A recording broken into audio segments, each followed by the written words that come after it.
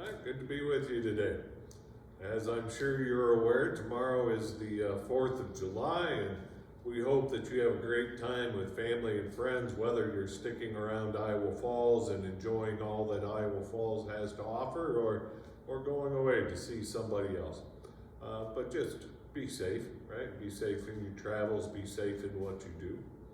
Also, part of the 4th of July celebrations here in Iowa Falls is we have a community worship service Sunday morning, 10:30 at Estes Park.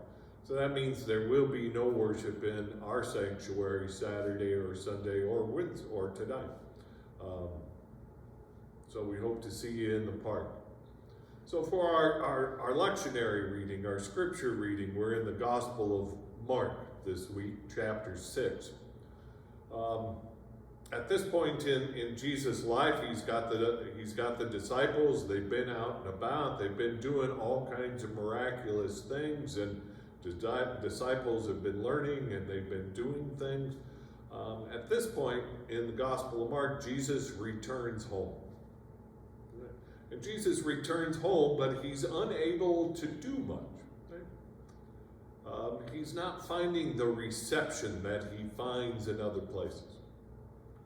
It seems his hometown crowd knows him too much, right? There's a problem with too much familiarity that we don't look past our assumptions, and they just assume Jesus is just another hometown boy.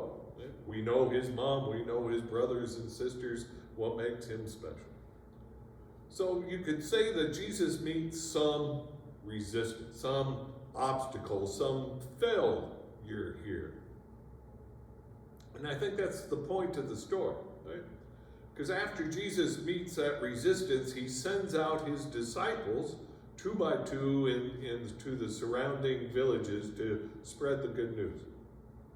And so what that says to me is failure should not sway our ministry and our mission, either in our individual lives or, of course, in the life of the church.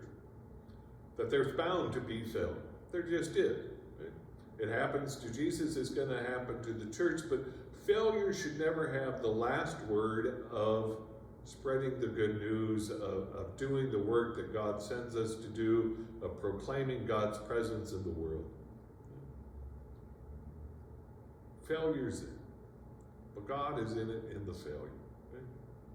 And I like to say there is no better place to try something and fail than the church, because we are a forgiving people, or should be a forgiving people. So the question, have you let failure stop you from being more and doing more? Have you let the risk of failure even stop you from trying something? Right? I hope not. But we'll see you soon.